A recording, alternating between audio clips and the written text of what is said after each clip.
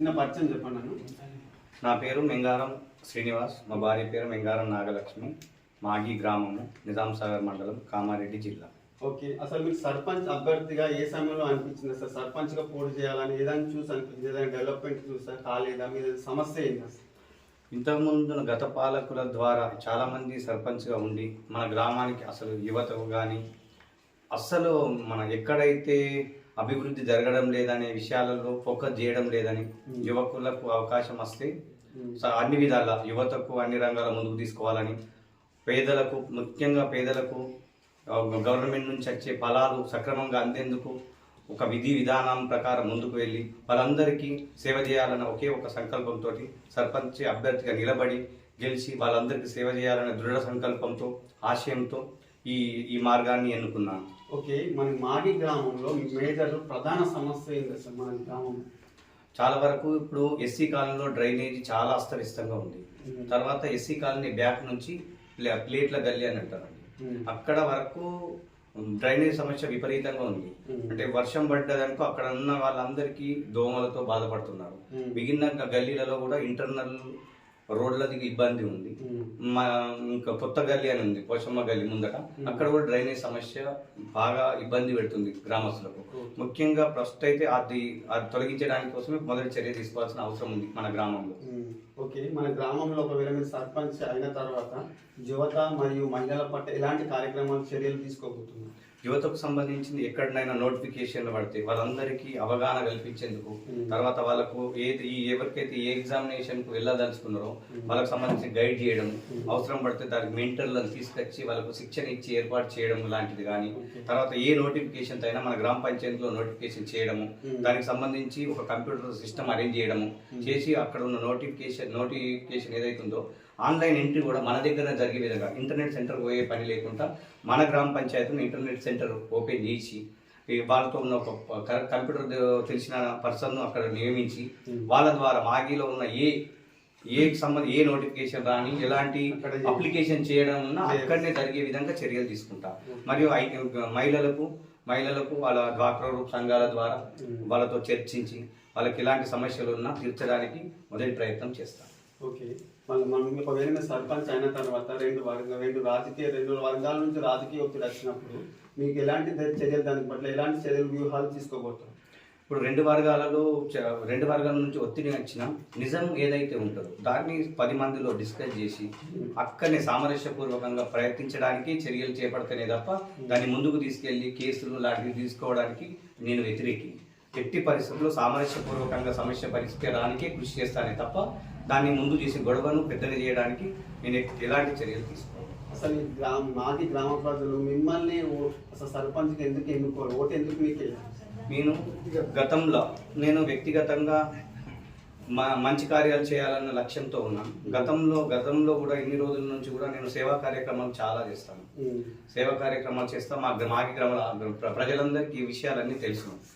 ముఖ్యంగా పిల్లలకు కానీ స్కూల్లో కానీ నోట్ బుక్స్లు పంపడం కానీ, చలివేంద్రం ఏర్పాటు చేయడం కానీ, తర్వాత టై బెల్ట్లు, తర్వాత ఎవరికైనా పేదలు వాళ్ళని నచ్చిన అర్థం రాత్రి 12 గంటలు నా దగ్గర వాళ్ళకు నేను నా కారులో తీసుకుపోయి హాస్పిటల్ చికిత్స అందించడం కానీ, ఎవరికైనా ఆరోగ్యశ్రీ రాలేని పరిస్థితి ఉంటే నేను కలెక్టరేట్ కార్యాలయానికి నాకు తెలిసిన సిబ్బందితో మాట్లాడి వాళ్ళకి ఇమీడియట్గా ఇప్పించేందుకు చర్యలు చేపట్టడం లాంటివి సేవా కార్యక్రమాలు నేను చాలా చేశాను. ఏ పండుగలు కానీ మా గ్రామంలో 2 వర్గాల ఒత్తిడి ఉండే 15 సంవత్సరాల కిందట కూడా 2 వర్గాలను ఒకతాటిపై తీసుకురావడానికి చాలా కృషి చేసి 2 వర్గాలను ఒకటి చేసి మా ఊర్లో బతుకమ్మ, దసరా లాంటి పండుగలను ఒకతాటిపై తీసుకొని వచ్చినాను.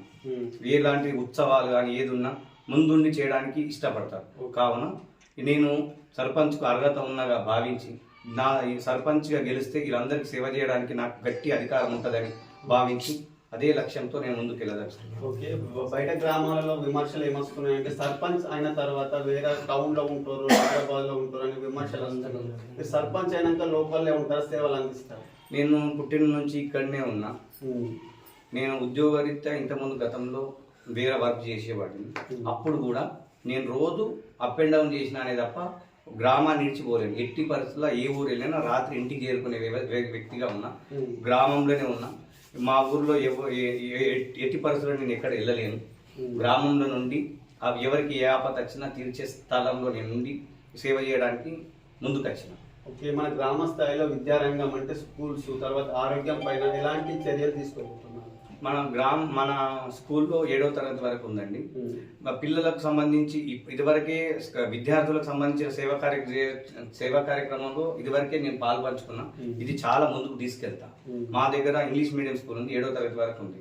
దాంట్లో చిన్న చిన్న మౌలిక సదుపాయాలు ఏదైనా లేకుంటే స్వచ్ఛందంగా చేసి అవి నెరవేర్చడానికి నా వంతు సహకారం చేస్తాను. ఓకే, తర్వాత ఆరోగ్యం పైన ఎలాంటి ఏమైనా శిబిరాలు తీసుకొస్తారా? ఇక్కడికి క్యాంపులు ఏర్పాటు చేయడం లాంటిది. నా దగ్గర ఉన్న సర్కిల్, నా సర్కిల్లో ఉన్న హాస్పిటల్స్ వారు కూడా లేకుంటే వాళ్ళ ద్వారా నేను గవర్నమెంట్ ద్వారా చేయడానికి ప్రయత్నం చేస్తా. లేదన్నా ప్రైవేట్ హాస్పిటల్లో ఉన్న మంచి నా స్నేహితులు డాక్టర్స్ ఉన్నారు, వాళ్ళని పిలిపించి క్యాంపులు ఏర్పాటు చేసి వాళ్ళకు ఉచిత మందులు లాంటి కార్యక్రమం చేయడానికి నేను తప్పకుండా చర్య తీసుకుంటాను. ఓకే, చివరిగా ప్రశ్న, అసలు మీకు ఇప్పుడు గ్రామ ప్రజలకు చివరిగా ఏం చెప్పదలుచుకున్నా? గ్రామ ప్రజలకు నేను ఇదివరకు చాలా సేవా కార్యక్రమాలు చేసిన. ఇలాంటి నా సేవను నాకు అధికారం మీరందరి ఆశీర్వాదంతో నేను సర్పంచ్గా నేను ఎన్నికైతే మొదటి సమస్య ఈ మాగిలో ఉన్న ఏ సమస్యనైనా నాకు మించి ఉన్న సమస్యలు ఉన్న పెద్దలతో మాట్లాడి, ఇప్పుడు ప్రజెంట్ మార్కెట్ కమిటీ చైర్మన్ ఉన్నారు, చైర్మన్ గారు నాకు ఇప్పుడు సపోర్ట్. నేను కాంగ్రెస్ అభ్యర్థిగా నిలబెట్టిన్నాను. ఈరోజు ఎమ్మెల్యే గారు నాకు టికెట్ కన్ఫర్మ్ చేసి నన్ను అభ్యర్థిగా ప్రకటించారు. దానికి సహాయ సహకారాలు అందించిన మనోజ్ కుమార్ గారు, మన మల్లికార్జున అన్న గారు, సాయి పటేల్ అన్న గారు, వారి ద్వారా నన్ను అభ్యర్థిత్వం ప్రకటించారు. కావున వీళ్ళను నాతో ఏదైనా కాని పని ఏదైనా ఉన్నాను వాళ్ళ పెద్దలను దృష్టికి తీసుకెళ్ళి వాళ్ళతో చర్చించి మాగిలో ఉన్న ఏ సమస్యనైనా తీర్చడానికి నేను పట్టుదలతో ఉన్నాను. ఇదివరకు ఇప్పుడు డ్రైనేజీలు ఉన్నాయి.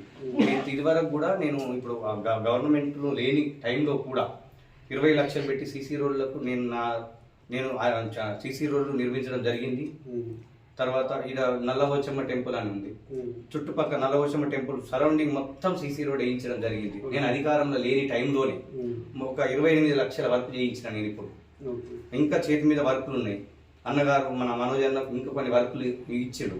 ఇక కోడ్ పడడం వల్ల ఆగిపోయింది. ఎస్సీ కాలనీలో సంబంధించి ఇప్పుడు 10 లక్షలు శాంక్షన్ అయి ఉంది.